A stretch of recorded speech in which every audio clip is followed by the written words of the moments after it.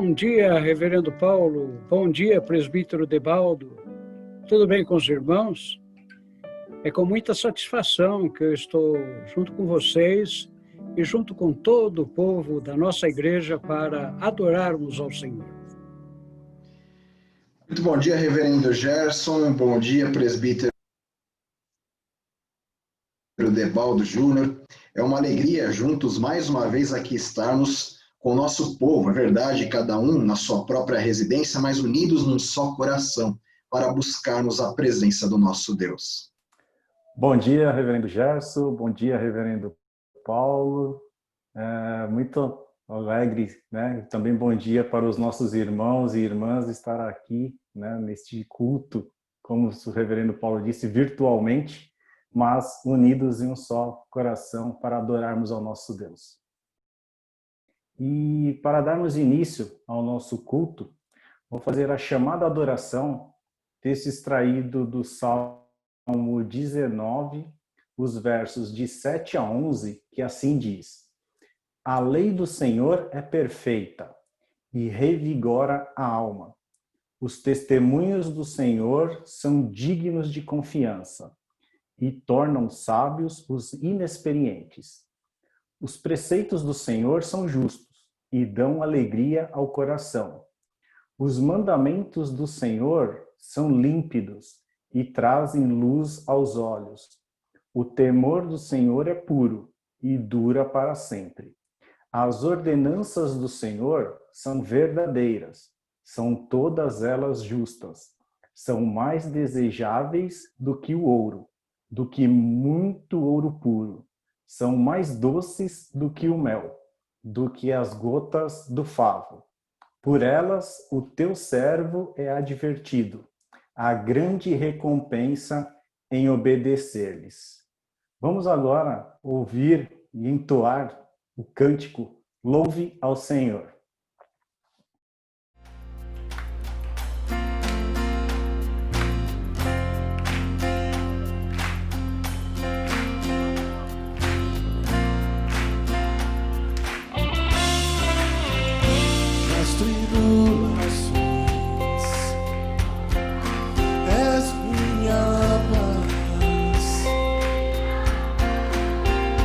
Quando fraco estou, és minha força, meu amor, minha vida, alegria e canção. Admiro tua bondade, por isso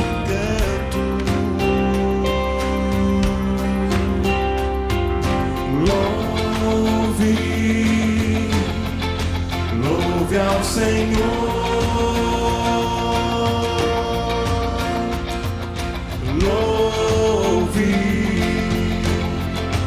louve ao Senhor,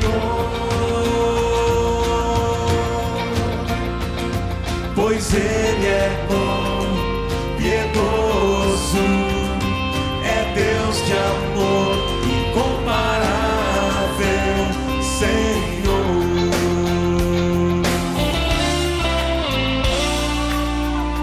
Nas tribulações és minha paz. Quando fraco estou,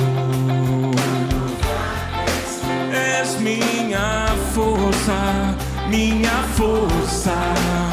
meu amor, minha vida, alegria e canção. Admiro tua bondade, por isso canto.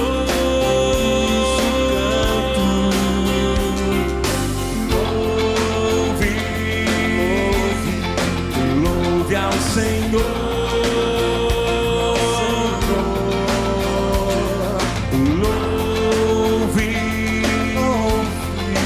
Louve ao Senhor,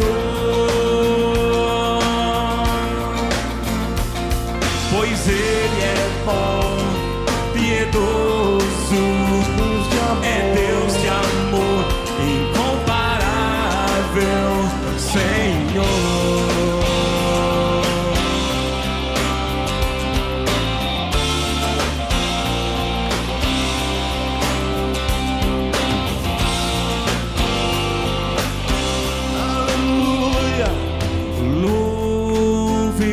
levante a sua voz e cante.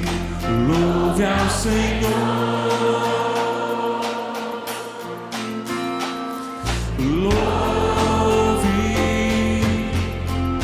Louve ao Senhor.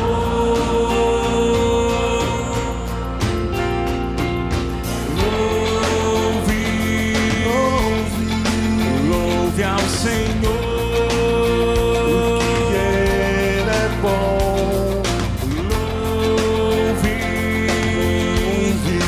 Louve ao Senhor. Deus de amor. Pois Ele é bom. Ele é piedoso. É Deus de amor incomparável, Senhor. Pois Ele é bom, Ele é piedoso, é Deus de amor incomparável, Senhor.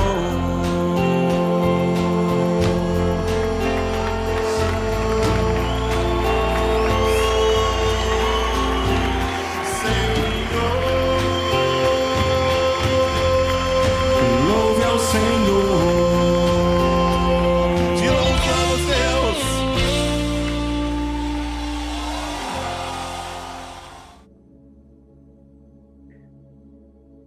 Peço à igreja, após esse cântico, que baixe sua fronte para termos um momento de oração de adoração.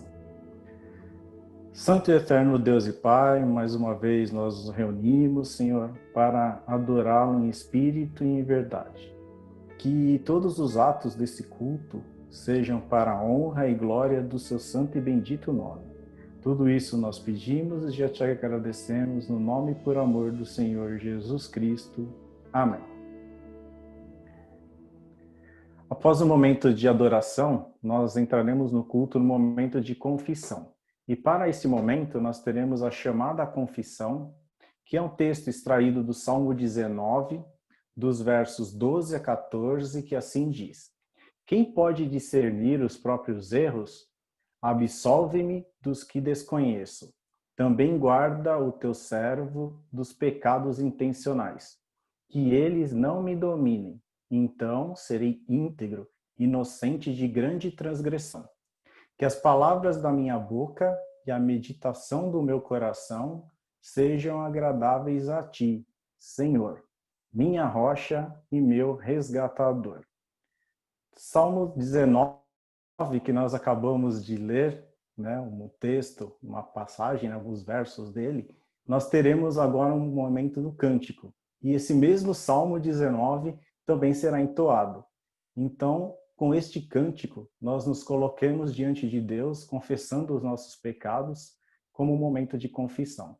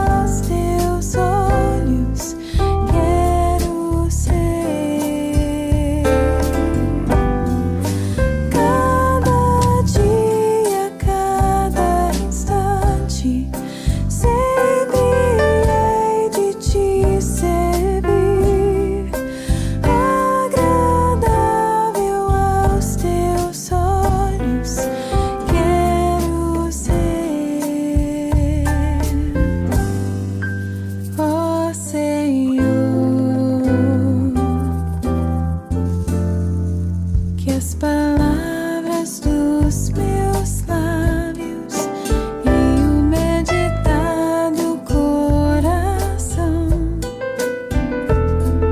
agradem a ti, agradem a ti, que as palavras dos meus lábios e o meditar do coração agradem a ti, ó Senhor. Minha rocha e redentor, a razão do meu cantar, agradável aos teus olhos, quero ser. Cada dia, cada instante, sempre hei de te servir, agradável aos teus olhos, quero ser, ó Senhor.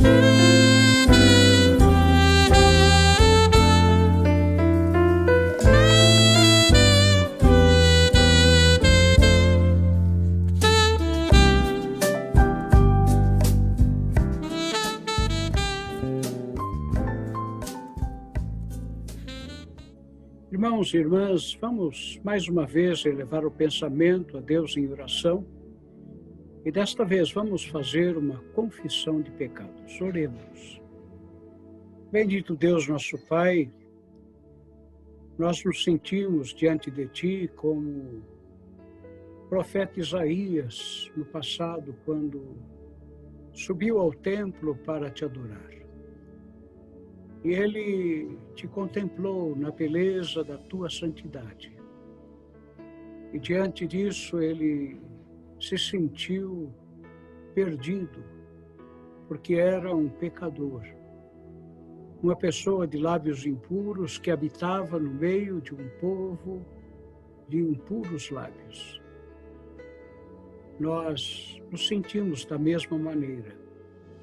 E cada vez que nos aproximamos mais da Tua santidade, mais nós nos reconhecemos pecadores e lamentamos as nossas faltas. Tenha misericórdia de nós, ó Pai, purifica-nos do nosso pecado. Lava-nos e ficaremos completamente limpos. Que todos nós tenhamos agora a agradável sensação de que somos aceitos na Tua presença, pela mediação de Cristo Jesus, o nosso Salvador, em nome de quem nós oramos. Amém. E agora nós vamos ter um momento de gratidão ao nosso Deus. E também vamos ter a oportunidade de apresentar a Ele a nossa oração de intercessão. E nós queremos destacar aqui os nomes dos irmãos e das irmãs que completaram mais um ano de vida ou mais um ano de vida conjugal. No dia 28, foi a vez do presbítero Khalil Mohamed Farrah Filho. Também no dia 28, nós tivemos a Mariana Garcia Jimenez. E ainda no dia 28, o casal, a presbítera Francine e o nosso irmão Ademir Crones. Depois, no dia 21, nós tivemos 2 aniversariantes, a Catarine Fernandes Nascimento e o Marcos Antônio de Andrade Ferreira. E no dia 3, nós tivemos vários aniversários. A Daniela Lopes Rinaldi, a Luciana Teixeira de Souza Vilela, o Theodore Olson Pemberton e o casal a Loide e o presbítero Aparecido Franco. O casal completou 57 anos. E a Francine, a presbítera Francine e o Ademir, que também aniversariaram essa semana, completaram 24 anos de vida conjugal. Vamos nos colocar na presença de Deus em oração, com gratidão e com confiança, apresentando a nossa súplica. Oremos. Santo e eterno Deus, nosso Pai, continuamos na Tua presença, mas nós queremos Te agradecer. Agradecemos-Te pela vida. Tu és o nosso Criador, Tu és o nosso sustentador. Nós Te agradecemos porque Tu nos conservas com vida. Mas agradecemos-Te sobretudo, porque nós temos agora nova vida em Cristo Jesus, o nosso Salvador. Rendemos-Te graças pelos irmãos, pelas irmãs, que completaram mais um ano de vida ou mais um ano de vida conjugal. E diante de Ti agora, nós colocamos também a nossa súplica. Ó Senhor, Tu sabes dos problemas que afetam o Teu povo. Problemas de toda ordem, de toda natureza. Muitas pessoas estão chorando a partida de entes queridos. Consola, ó Pai, enxuga as lágrimas. Nós também que colocamos diante de Ti os irmãos e as irmãs que estão passando por problemas de saúde. Rogamos-Te que na Tua bondade Tu restabeleças a saúde. Nós também oramos por aqueles e aquelas que têm outros tipos de problemas. Há muitos que estão preocupados, há muitos que estão ansiosos, há muitos que estão desempregados. Nós Te suplicamos, ó Pai, socorre-nos. Precisamos de Ti. E que neste momento, ó Deus, todos nós possamos sentir que Tu estás conosco, fortalecendo-nos na nossa jornada terrena. Ouve, ó Deus, a nossa oração, recebe a nossa gratidão, porque nós oramos em nome de Jesus. Amém. Esse é o momento do culto todo especial, onde nós dedicamos as nossas ofertas ao Senhor. Esse é um costume muito antigo do povo de Deus. O próprio livro de Salmos, em muitos lugares, mostram a alegria do povo de Deus em poder ofertar ao Senhor. O Salmo de número 96, versículo 8, como forma de expressar o louvor a Deus, diz assim: tributai ao Senhor a glória devida ao seu santo nome. Trazei oferendas e entrai nos seus átrios. Portanto, entregar oferendas na presença do Senhor também é um ato de adoração e, sobretudo, um ato de ação de graças. E é esse o momento do nosso culto onde nós temos oportunidade de nos unirmos à tradição histórica do povo de Deus em ofertar ao Senhor como forma de lhe render graças. Enquanto nós estivermos cantando o próximo cântico, você terá a oportunidade de fazer isso na prática. Estará na tela do seu dispositivo os dados bancários da igreja. Você poderá fazer, então, a sua transferência, o seu depósito, a fim de que esse seja um ato de louvor e adoração ao nosso Deus.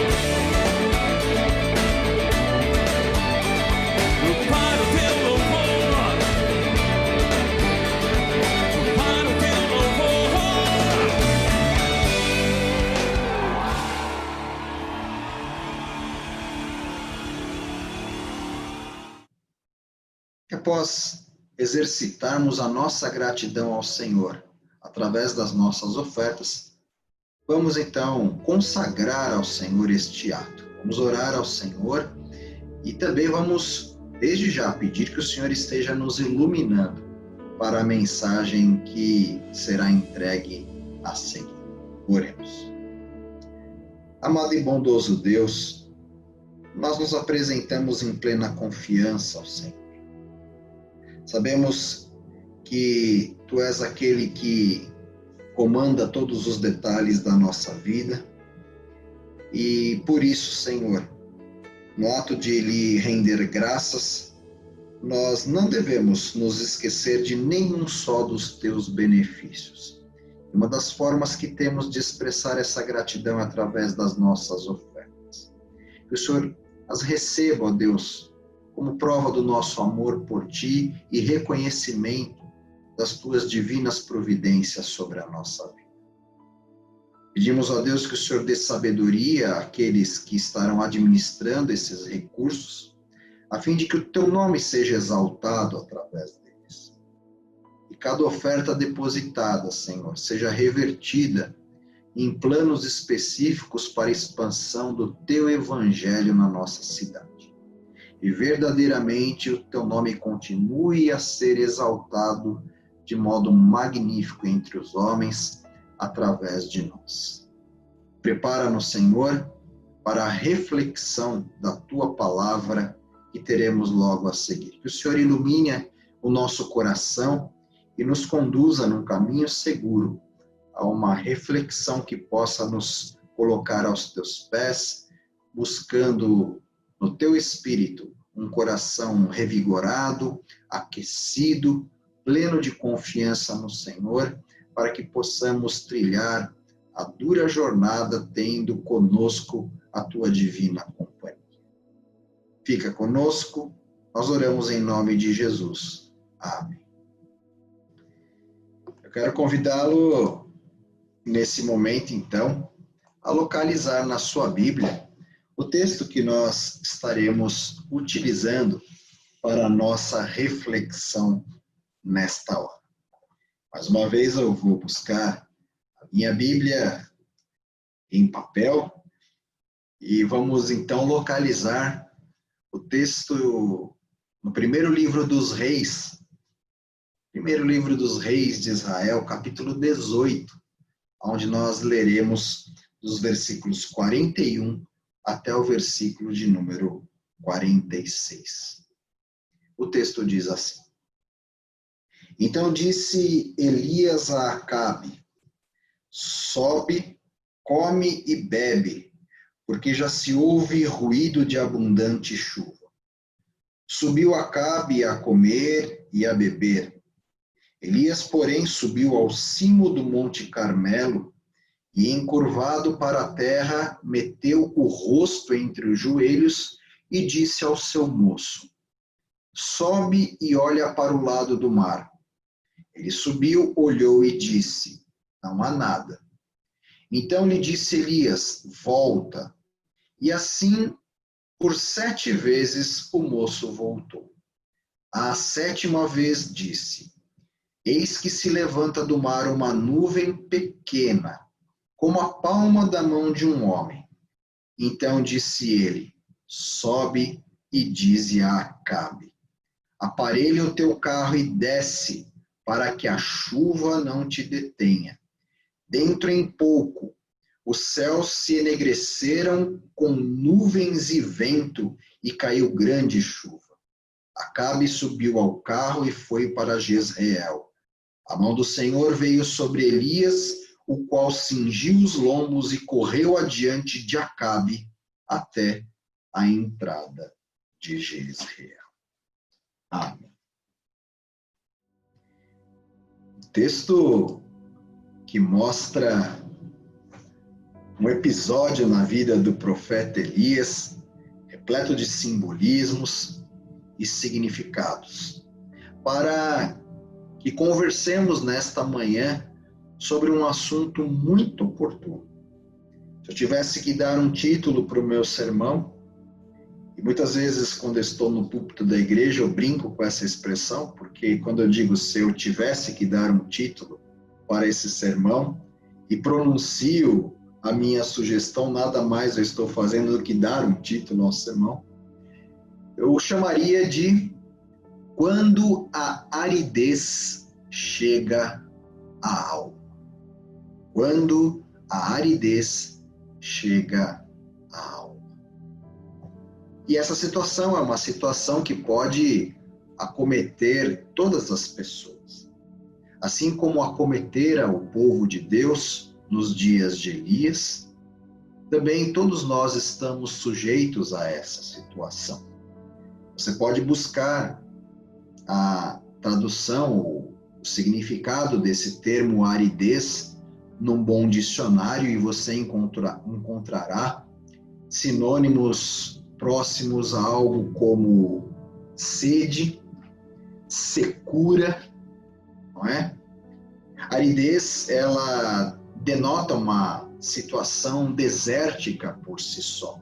Quando nós analisamos a palavra no significado pleno da língua portuguesa. Mas, se nos aprofundarmos nesse significado e buscarmos as matizes teológicas, as reflexões bíblicas para se falar de aridez, nós podemos ir um pouco além.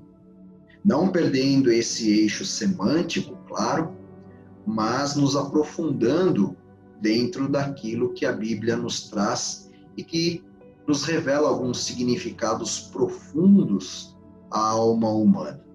Nós podemos falar, então, nestes termos, sobre aridez, como um estado da alma de indiferença, um estado que mostra a sede da alma, a secura da alma, a falta de vitalidade, a falta de vigor, uma sensação de indiferença para com as coisas da vida.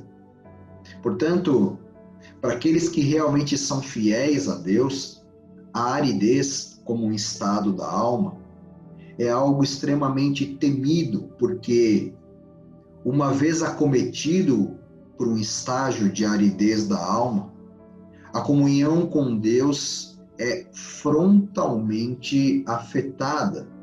E tudo aquilo que outrora era deleite do homem na presença do Senhor, acaba escapando pelo vão dos dedos.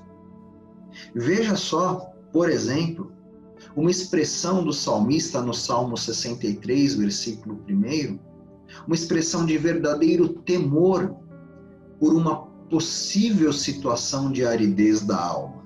Ele diz assim, numa expressão de oração a Deus: ó Deus, Tu és o meu Deus, eu te busco intensamente, a minha alma tem sede de Ti, todo o meu ser anseia por Ti, numa terra seca, exausta e sem água. Interessante, o salmista faz aqui um paralelo de uma situação desértica que ele bem conhece, para falar um pouco daquilo que estava ameaçando a sua alma no que diz respeito à sua comunhão com Deus.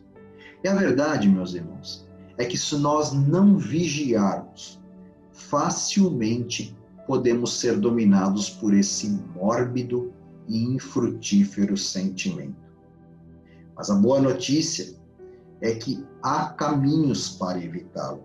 E se porventura a aridez já estiver instalada na sua alma, há como mudar esta situação. E a Bíblia nos mostra o caminho. Nos mostra de um modo suficientemente ilustrativo, de um modo suficientemente claro, nesta narrativa, envolvendo o profeta Elias e também todo este contexto do livro de 1 Reis, especialmente nesta segunda metade do livro de 1 Reis. Nós vamos ao contexto, o que acontecia naquela época, qual era o ambiente para se falar em aridez. Você já deve ter percebido E mais de 90% dos fatos bíblicos envolvendo o povo da antiga aliança deram-se no clima inóspito do deserto. Não percebeu? E sabe por que isso? Veja só, a Bíblia ela é uma revelação tão completa que nada lhe escapa como ferramenta para ilustrar as verdades eternas. E a geografia bíblica é uma disciplina riquíssima para demonstrar isso. A aridez do deserto, então, ela compõe um cenário extremamente oportuno para Deus discorrer sobre alguns sentimentos depreciativos que abalam sobremaneira os ânimos do ser humano em sua jornada pela face da terra. Deus conhece o homem como ninguém, e por isso ele conhece muito bem os efeitos devastadores que um estado de aridez da alma, um estado de sede, de secura, um estado de indiferença, como uma alternativa de tradução, talvez, um estado de frieza do ser, e isso no coração humano, o que isso pode causar. Em contrapartida, Deus está sempre operando para restaurar a saúde espiritual do seu povo. E quando Deus efetua os seus atos restauradores, temos aqui no texto também todo um potencial ilustrativo do derramar de muitas águas, de Deus abrindo as comportas dos céus. Quando Deus faz isso também, essa ilustração encontra uma força magnífica e própria direcionada ao coração do leitor que porventura esteja vivendo as voltas com as ameaças da aridez da alma, ou até, quem sabe, o leitor que já esteja vivendo esse estado nefasto de aridez. E nesses termos, o texto de 1 Reis, capítulo 18, entre estes versículos que lemos, o 41 e 46, contém notas importantíssimas que proporcionam riquíssimas reflexões a partir deste contraste, seca e chuva. Você irá perceber ao longo do texto. Então veja, a história nos dá conta que Israel estava padecendo de um período de seca terrível sobre a sua região, geograficamente falando. O povo estava padecendo e muito em virtude desta rigorosa seca. Havia fome, porque sem água as lavouras não vingavam. Havia mortandade do gado, porque sem água o gado não podia saciar a sua sede, não podia suprir de água o seu organismo como um elemento vital. Sem água também a própria preparação de alimentos que, se porventura existissem, estaria seriamente comprometida. Mas o que nos chama a atenção é que aquela prolongada estiagem era, na realidade, uma penalidade divina, resultante da incredulidade irremediável da população israelita naqueles dias. Afinal de contas, se você ler não apenas o texto de 1 Reis, mas vir fazendo uma leitura desde o livro dos Juízes, livros que contam a história do estabelecimento do povo de Deus na terra prometida, do tempo dos juízes, como aqueles que estavam liderando o povo na sua instalação na terra e por aí em diante, os livros de 1 Samuel, 2 Samuel, que relatam essa passagem entre o momento que os juízes deixam de liderar o povo e a monarquia em Israel é estabelecida, primeiro com Saul e depois com Davi. E agora, analisando o primeiro livro e segundo livro de Reis, onde toda a saga dos descendentes dos reis herdeiros de Davi e Salomão, a divisão dos reinos, etc., quando você vai acompanhando toda esta saga do povo de Deus sobre o território de Israel, nós percebemos que o povo havia se esquecido de Deus. Num curto espaço de tempo, o povo havia se tornado idólatra e os seus governantes estavam determinados a riscar da história o nome de Deus e a memória dos profetas do Senhor, e tinham uma importante função de lembrar o povo de Deus que eles estavam em pecado porque haviam se esquecido de Deus. Aliás, o grupo dos profetas era um grupo do qual Elias era um dos poucos remanescentes, porque, na verdade, muitos profetas já haviam sido mortos, especialmente no reinado de Acabe e da sua esposa Jezabel. Acabe, um rei perverso, idólatra, e Jezabel, uma rainha que, na verdade, não tinha sequer a linhagem real e linhagem de sangue do povo judeu, mas era uma rainha vinda de um povo completamente idólatra, com um temperamento extremamente forte, dominador, e que colocava os seus falsos deuses como deuses do povo de Israel. E Acabe, extremamente submisso às propostas de Jezabel, era então completamente dominado e, aderindo à sua mentalidade idólatra, perseguia os profetas que insistiam em denunciar este erro terrível que estava levando o povo à ruína. Portanto, nós vemos que há uma declaração no livro, de uma maneira muito clara, de 1 Reis, nestes capítulos anteriores e posteriores a esse capítulo 18, de que aquele momento de seca era algo que resultava, então, de uma penalidade de Deus sobre aquele povo idólatra. E um momento de seca como aquele lhes parecia algo interminável, ao mesmo tempo que era uma passagem histórica que mostra um tempo impiedosamente mortal sobre o povo de Deus. E uma curiosidade é que, deste mesmo capítulo 18, nós temos registrado a famosa passagem do conhecido enfrentamento entre Elias e os 450 profetas de Baal.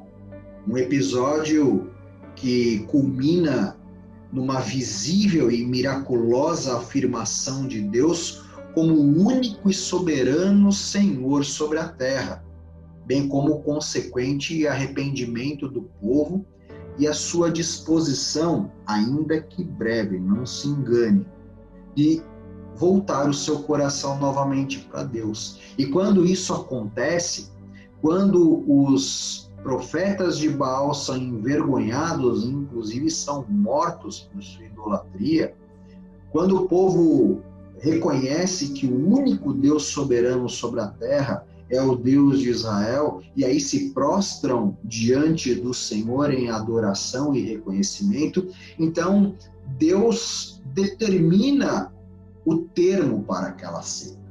Deus determina que aquele tempo então havia chegado ao seu final. Seca que havia trazido consigo fome, sofrimentos de toda sorte e morte, agora estava fadada a terminar. Agora, uma observação, né? A verdade é que pouco tempo após esses acontecimentos miraculosos, o povo fraqueja novamente e mergulha num estado de profunda aridez. Uma pena, mas note que Deus não é homem para que minta, como diz a sua própria palavra.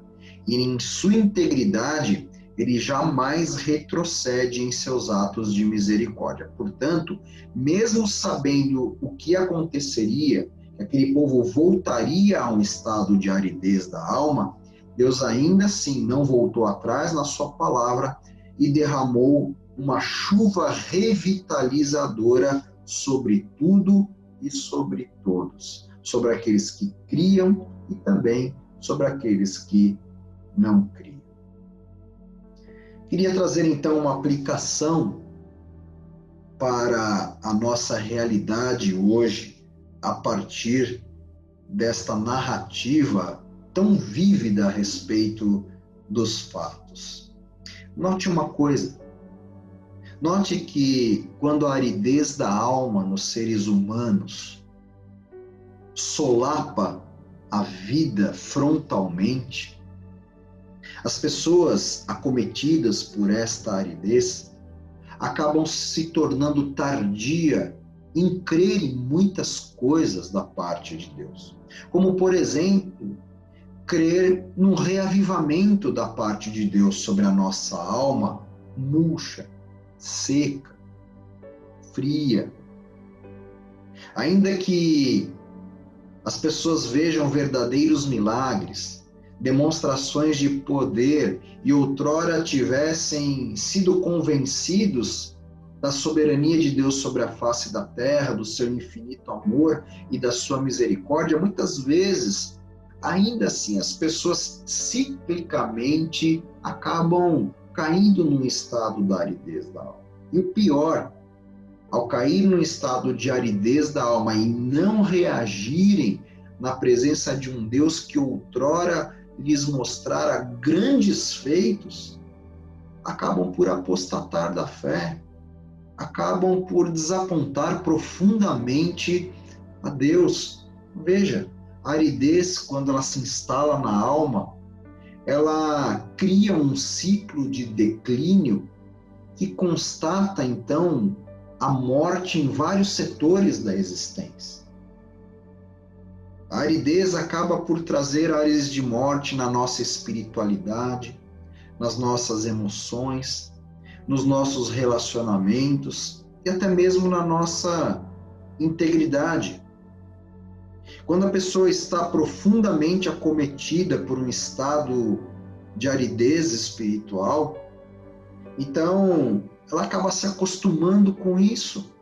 E o pior, deixando de reagir, acaba elegendo este como destino final do nosso percurso humano decadente sobre a face da Terra. Horrível. Portanto, nós precisamos aprender com as lições que a palavra de Deus nos traz, com os riscos humanos que nós corremos e que a palavra de Deus insiste em nos advertir quais são e por que nós devemos nos precaver de tão grandes males sobre a nossa existência. E aí então, nós vemos na mesma Bíblia, na mesma palavra de Deus, que as coisas não precisam ser assim.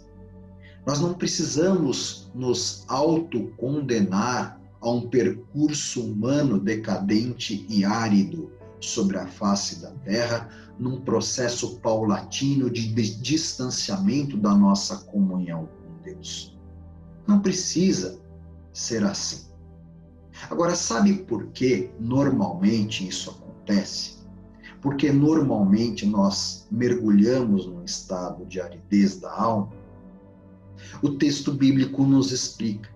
Se você olhar para o mesmo capítulo 18, lá no versículo 21, quando da passagem que acabei de citar sobre o enfrentamento entre Elias e os 450 profetas de Baal, Elias levanta uma voz profética no meio de um povo que vivia um estado de aridez espiritual mortal e diz o seguinte, lá no versículo 21, até quando vocês vão oscilar entre duas opiniões? Até quando vocês vão oscilar entre duas opiniões? E ele complementa, se o Senhor é Deus, se vocês um dia creram que o Senhor é Deus, sigam-no.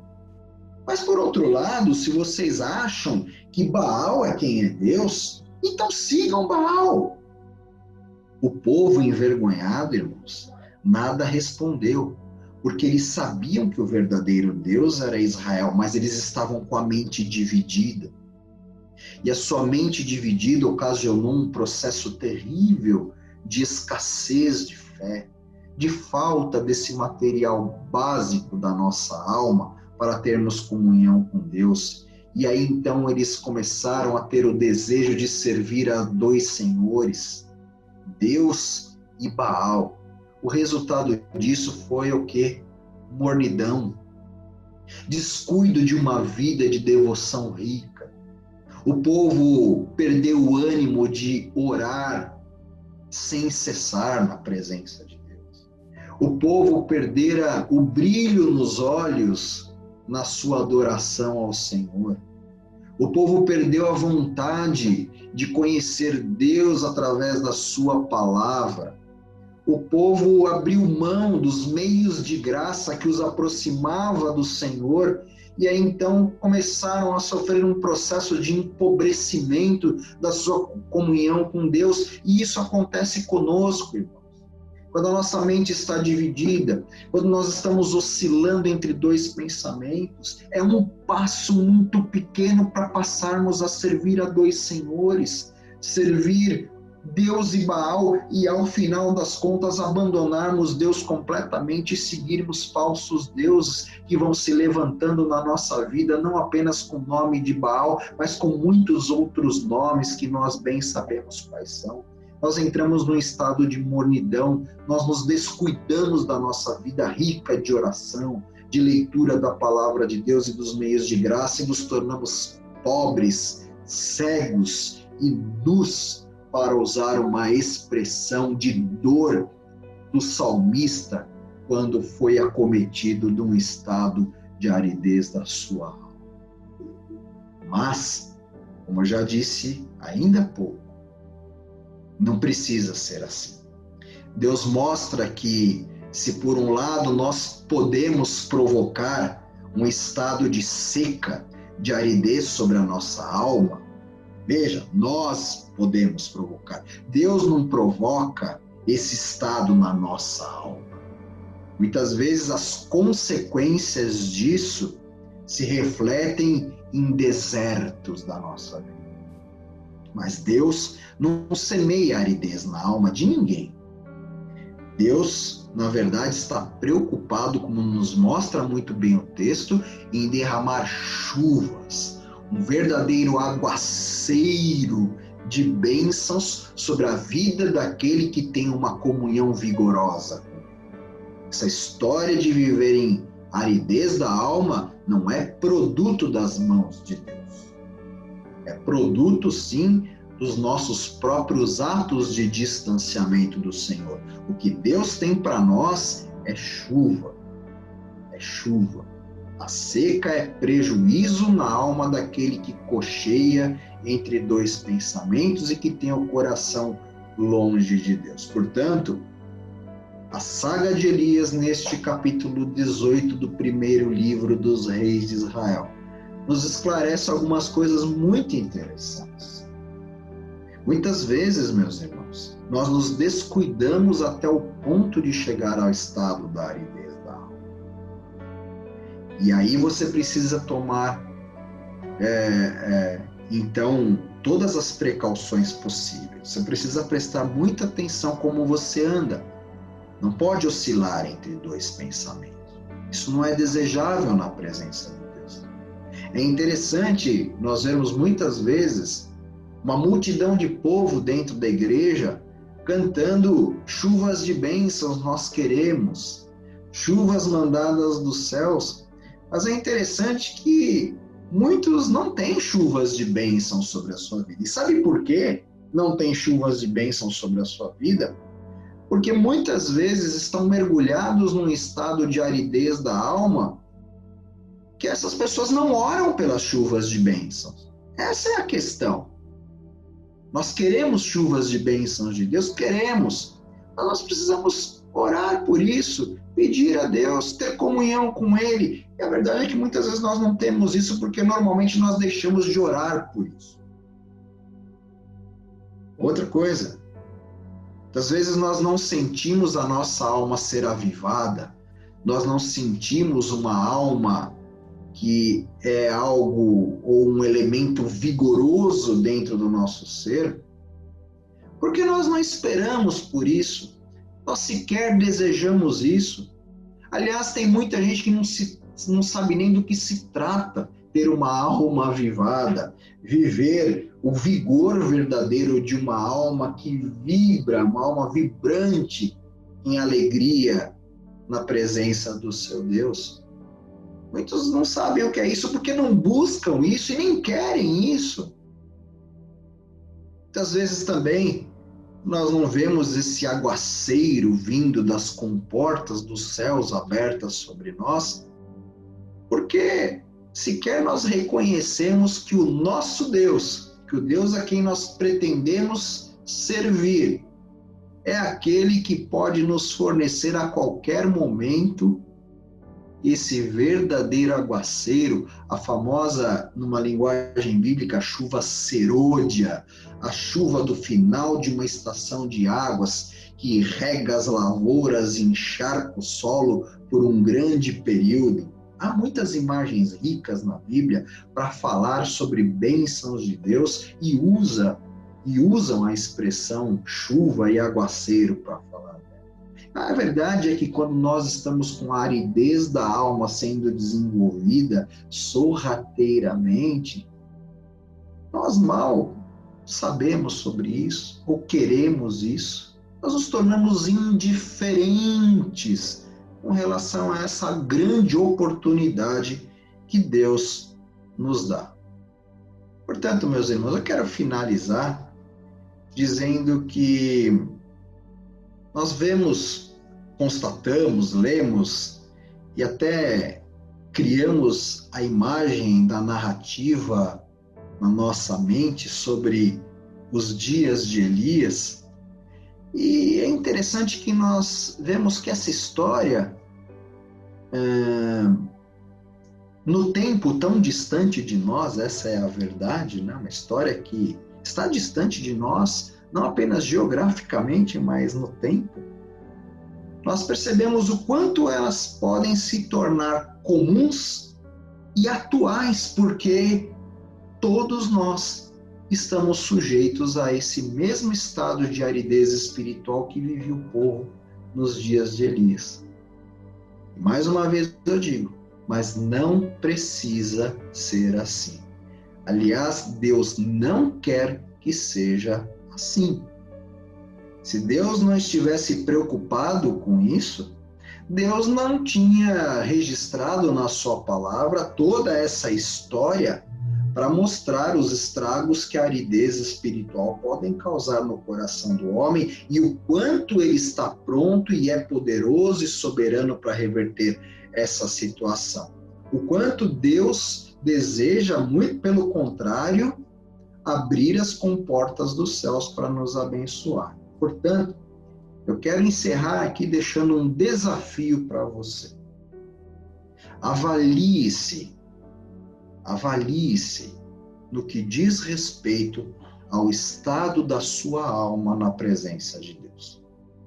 E depois de fazer uma avaliação sincera e honesta, permita que a sua alma seja despertada por este chamado do Senhor através do texto bíblico que está chegando aos seus ouvidos nesta hora.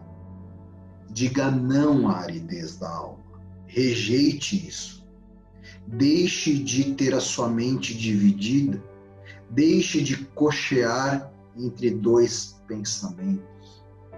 Prefira sempre atitudes de comunhão com Deus que lhe garantirão que virão sobre você chuvas abundantes vindas do céu. Não permita que a sequidão de estio da nossa natureza humana, que tem uma tendência muito grande em querer dominar tudo, tenha espaço na sua existência. Lute por isso. Como o assistente de Elias. Ainda que você esteja lutando com isso, esteja avistando apenas uma pequena nuvem do tamanho da mão de um homem, no meio de uma situação de seca da alma, creia que dessa pequena nuvem o Senhor poderá fazer o céu enegrecer completamente e derramar pesadas chuvas de bênçãos, revigorantes águas sobre a sua vida. Em determinados momentos de aridez, é verdade. Será apenas isso que nós vamos enxergar. Um sinal bem pequeno de que Deus quer revigorar a nossa alma. Mas abrace esse sinal. Veja o potencial que ele contém em si e identifique nele um sinal do favor de Deus sobre a sua vida e não deixe essa oportunidade passar. Siga o caminho de Elias contra tudo e contra todos, se preciso for. Permita que Deus sopre sobre a sua alma os ventos que irão prenunciar um encharcamento do seu poder. É assim que nós atravessamos os desertos da vida, não somente ilesos, mas cheios de vida e vigor para uma jornada, ainda que por um local árido, sem ter a mínima aridez da alma. Que Deus nos ajude, que Deus ajude a sua vida a que você desenvolva esse caráter precioso na presença de Deus e que você realmente, desta narrativa brilhante que envolve o profeta Elias, que de fato você realmente seja grandemente abençoado por esta palavra do Senhor. Que Deus te abençoe. Amém.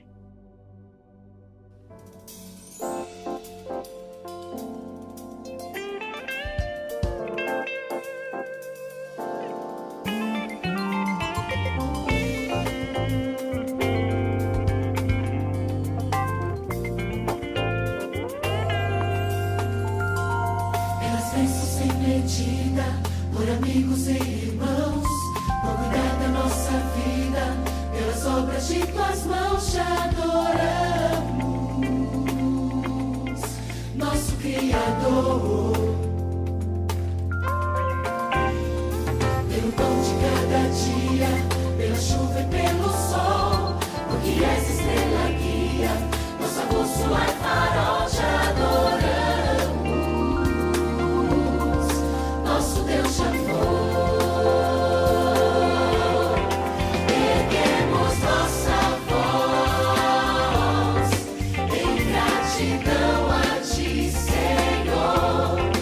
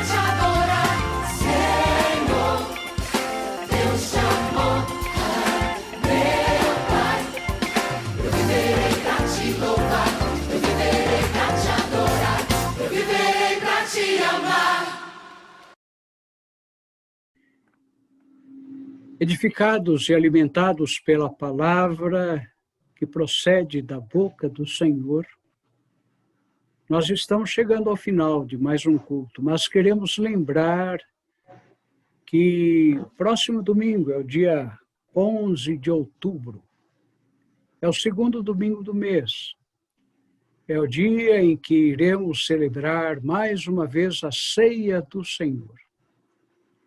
E nós apelamos para que todos os irmãos e irmãs se preparem para esta celebração. Será um momento de estarmos juntos, sendo alimentados pelo Senhor Jesus através do sacramento.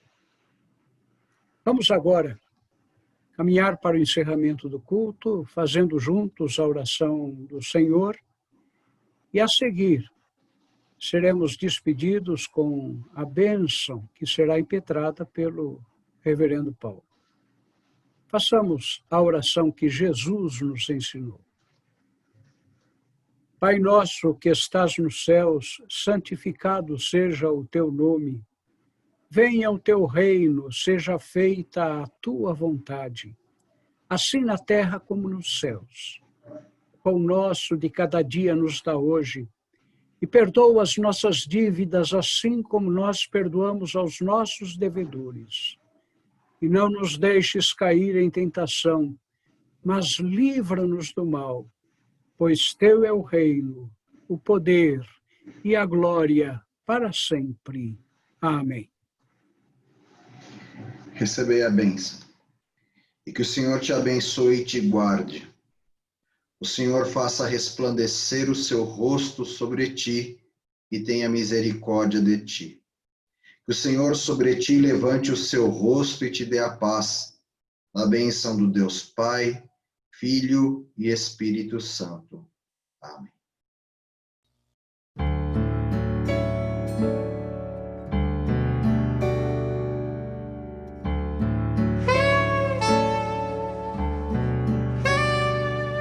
Bendize, ó minha alma, ao Senhor.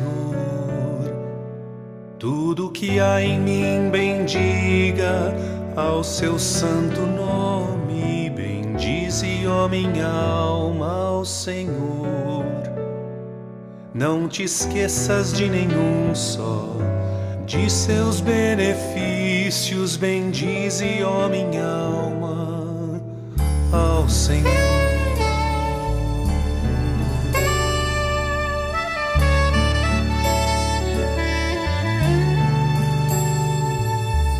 Ele é quem perdoa as tuas iniquidades. Ele é quem sara tuas enfermidades.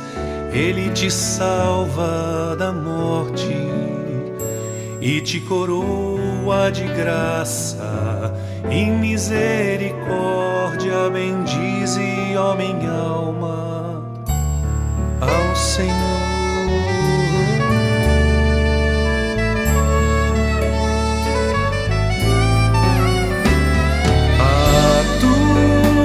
Casa se ergue sobre as nuvens. Deus vai ligeiro nas asas do vento e pinta multicor um pensamento. Momento, tempo, intento de adorar. Momento, tempo, intento de adorar. Bendize, ó minha alma, bendize ao Senhor. Toda a minha vida proclame seu louvor.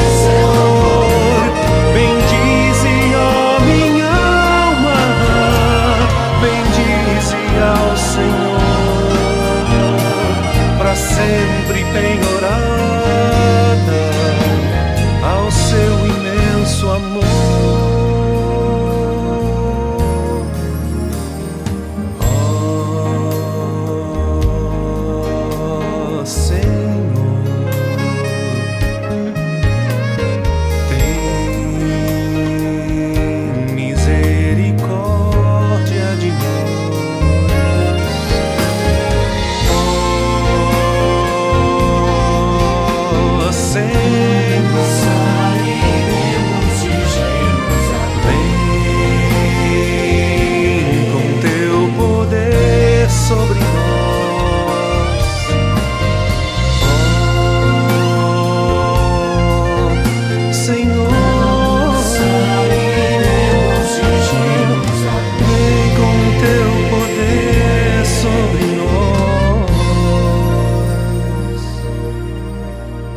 Bendize, ó minha